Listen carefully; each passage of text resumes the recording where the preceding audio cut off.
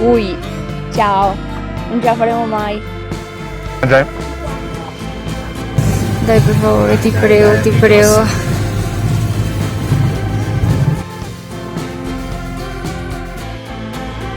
Está aquí en el pueblo, ¿verdad?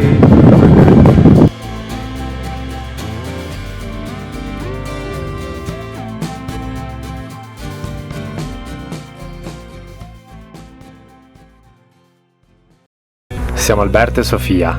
Circa un anno fa abbiamo deciso di mischiare le carte delle nostre vite. Abbiamo acquistato un Ford Transit usato in Messico, dove l'abbiamo camperizzato, l'abbiamo spedito in Argentina ed abbiamo iniziato ad inseguire un sogno di libertà che ci porterà fino in Canada.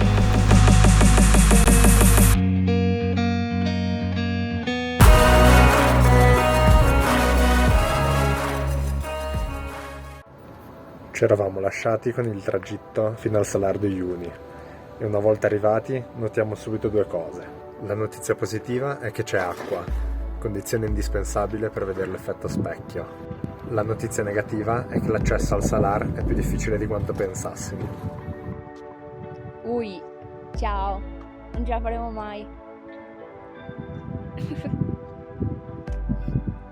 Sì, guarda, qua ci incastriamo subito.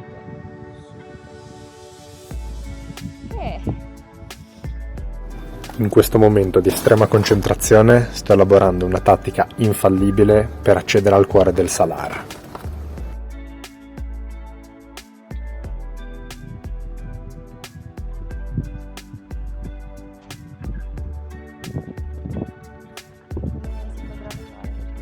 Cioè, di là c'è un po' meno di sabbia.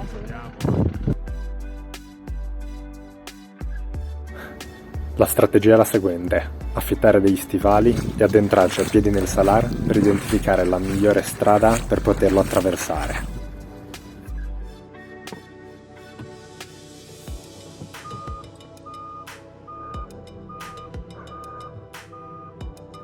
Tutto è pronto, la strategia è studiata nei minimi dettagli.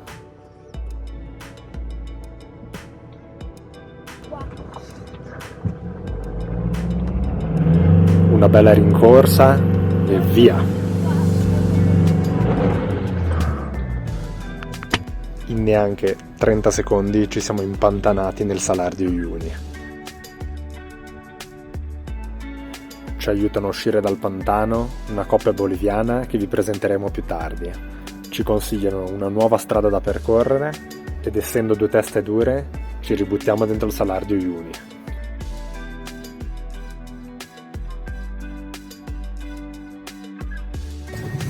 Dai, per favore, ti prego, ti prego. Ce la faremo o no?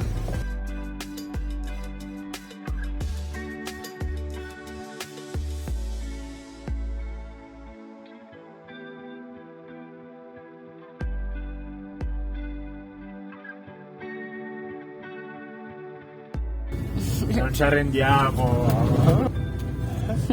2 volte! Non so se si sentirà niente, ma qua siamo nella zona secca, siamo a 4000 metri di altitudine, quindi c'è un vento pazzesco.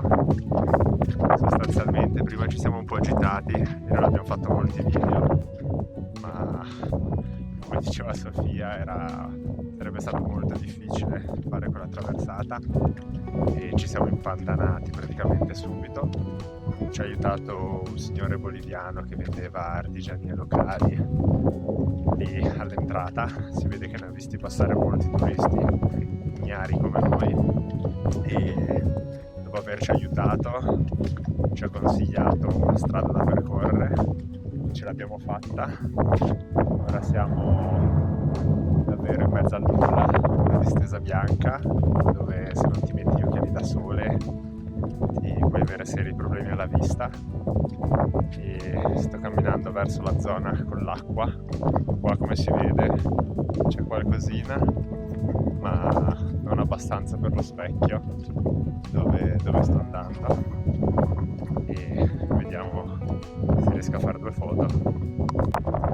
Io sto venendo in ciabatte, i miei pantaloni sono completamente sommerse di sale, così come il van laggiù in lontananza, che infatti dovremo andare prontamente a lavare non appena usciremo dal deserto. Siamo già venuti durante la stagione secca, ad agosto. Vi farò vedere delle immagini. A questo punto il rumore del vento diventa insostenibile e allora ve lo provo a spiegare io. Il deserto di Uyuni è il deserto di sale più grande del mondo. Si trova in Bolivia ed ha sostanzialmente 2 stagioni. La stagione secca, da maggio a novembre, è caratterizzata da cielo azzurro limpido e notti estremamente rigide. La pioggia è completamente assente e il sale forma questi esagoni che si espandono per centinaia e centinaia di chilometri. La stagione secca è famosa anche per i numerosi giochi di prospettiva che si possono fare, come questo, ideato dalla nostra guida Wilson. La stagione delle piogge dura invece da dicembre ad aprile, può variare da stagione a stagione. Le piogge più frequenti si incontrano tra gennaio e la prima metà di febbraio, lasciando così la seconda metà di febbraio e tutto marzo un sottile strato d'acqua che permette di mirare il famoso effetto specchio, visibile persino dallo spazio. E ci sentiamo molto fortunati ad essere qua. Sofia adesso nel van perché non si sente molto bene, niente, potrebbe essere altitude sickness. L'altitude sickness è un malessere che viene quando si sta in altura, solitamente sopra i 3000 metri e non si è acclimatizzati. Il miglior rimedio, come consigliato dai locali, è masticare foglie di coca o fare un infuso a base di foglie di coca. Per vedere l'effetto specchio ci sono 2 requisiti: 1 che ci sia acqua e 2 che non ci sia vento. In questo momento sono in una zona perfetta per poterlo mirare. L'acqua arriva ai talloni e si estende per centinaia di chilometri, come potete vedere. Dall'altro lato c'è già la zona secca, ma a causa del vento non si può ancora mirare, quindi aspettiamo. Per i 4x4 è leggermente più semplice, stanno passando dalle sabbie mobili praticamente. Il nostro purtroppo non è 4x4, ma ce l'abbiamo fatta lo stesso. Questo è il furgone che ci ha aiutati a uscire dalle sabbie mobili. Vecchio Ford, ovviamente, di qua le artigianie che vendono. No, de aquí no, no voy a intentar. Este palito, Sí, estos 2 señalcitos, ¿no ve? sí. Por el medio. Y aquel otros 2 palitos por el medio. Y por el otro aquel 2 palitos por el medio. Ok, sí, pero voy a hacer, creo, esta ruta de nuevo. Sí. Es más fácil, Sí, más dura. sí. Este iguales. Sí. Solamente desde allá más, un poquito más agüita y nada más. La sola ruta mala fue la mía, entonces. Es que por ahí no transitan, No, no sabía. andan por aquí todo el tiempo. Sí, muy bien. Este con Aceite. diésel. Aceite con diesel. Sí, para que lo lave bien. Perfecto. Está aquí en el pueblo, ¿verdad? Sí, sí. Ok. Muy bien. Questi simpatici signori boliviani che abbiamo incontrato hanno sostanzialmente 2 business. Il primo è la vendita di artigianie locali, come state vedendo in queste immagini. Il secondo, e sicuramente più redditizio, è quello di aiutare turisti impacciati come noi che si sono impantanati nel Salar di Uyuni.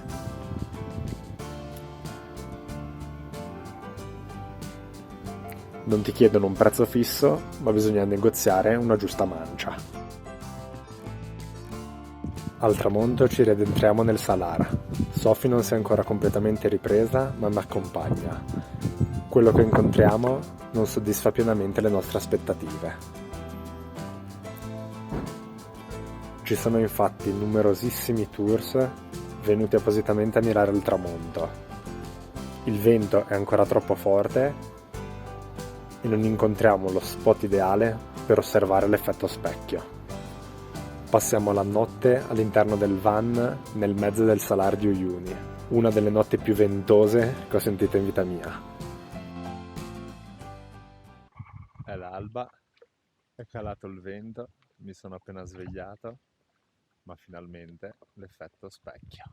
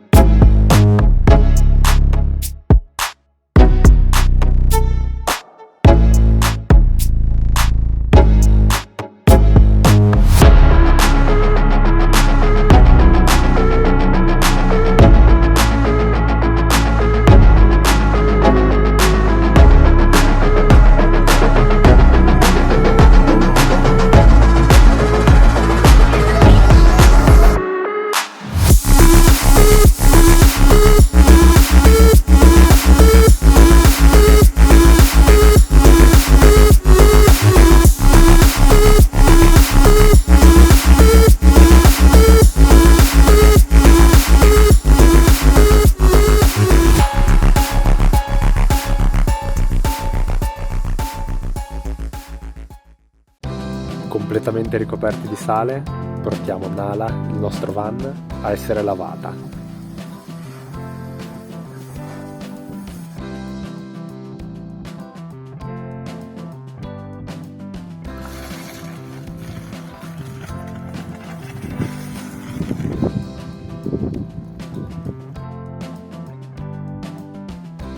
Decidiamo così di rientrare a Tupiza, dove inizieremo ad esplorare il nord argentino.